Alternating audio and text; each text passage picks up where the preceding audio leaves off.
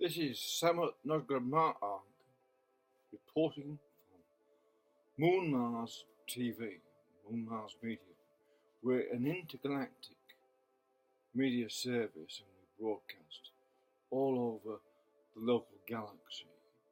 And the viewers all over the galaxy like to know what's going on Earth, because Earth has been voted as our Earthlings, humans. What you call humans.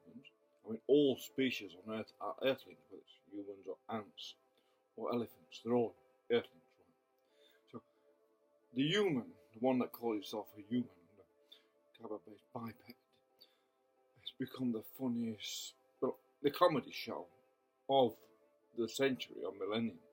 Depends on your time frame and relevance to that to your, actually, how long it takes you to go around your own particular sun. A famous man said, Earthling said, time is relevant, and it is relevant to the time it takes you to think about things, and the time it takes to get them done. But anyway,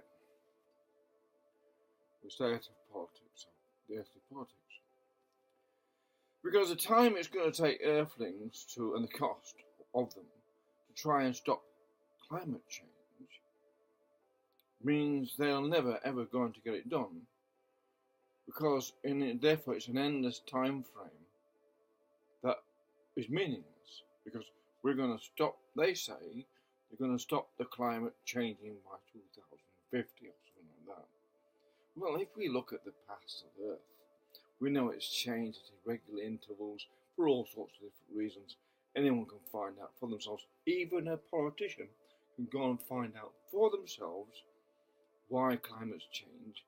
So then they can do some little bit of calculations and work out the percentage of CO2, the natural, without CO2 there is no life on Earth, but according to the politicians and other people, CO2 is a bad thing, which obviously they don't understand much about biochemistry, which cannot rely on, cannot go on without CO2.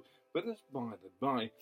This is about why humans should not worry too much about what they can do about climate change, because it's nothing humans can do about nature itself or the forces of nature.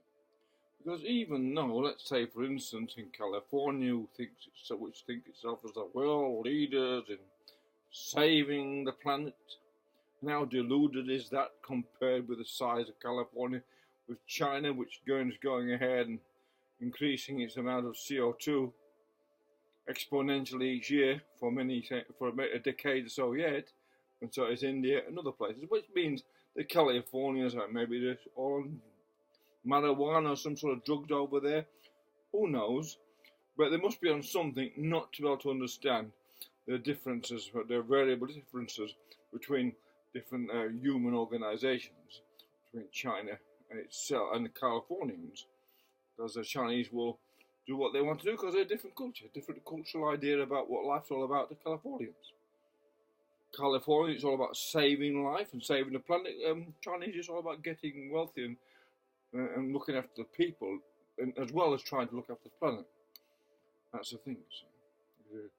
If you don't look after the people, well, you're neglecting the basic point of looking after the planet, and that seems to be neglected in the politics. But what I was going to say is, I get digressed easily, is that one day California, just as it gets rid of all its causes of CO2, is going to have a great big earthquake. It's going to fall into the sea because the Pacific plate is going its subduction zone just off the shore of there, and that's pushing the San Andreas fault. It's a great big fault line. And one day, it's going to go boom.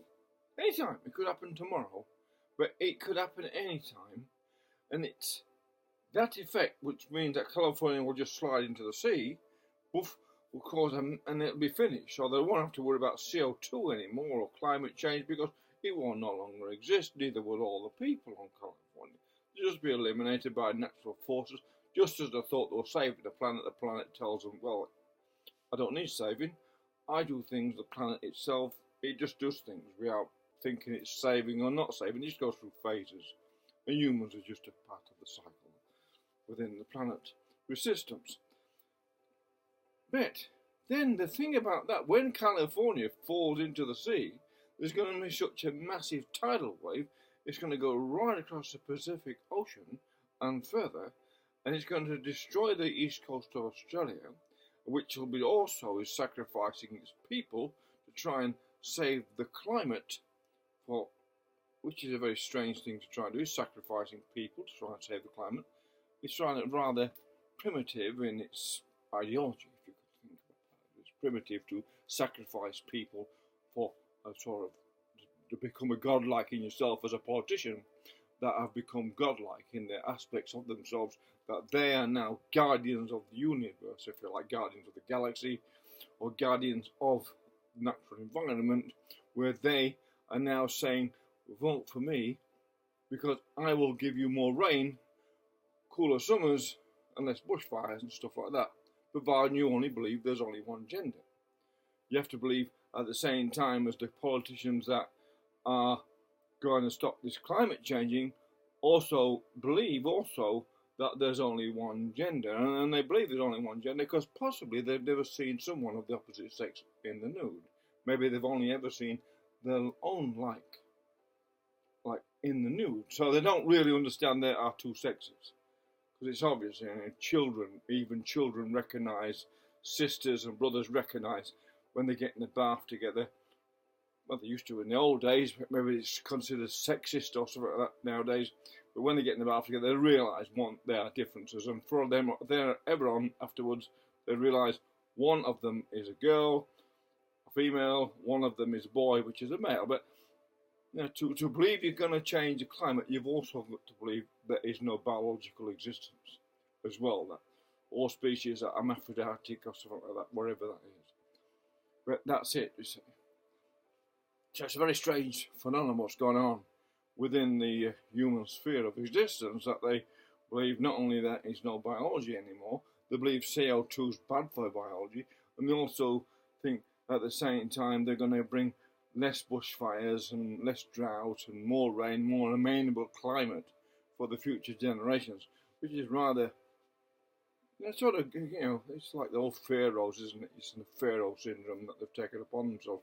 But that's it, really. It's a very simple insight to the mindset of humans in some part of the world that is now gone viral, if you like, to use a colloquial term, viral all over the galaxy, which is having the people, all the different species of advanced beings, which are myriads and thousands species of advanced beings, are all laughing, and all advanced beings have a sense of humour.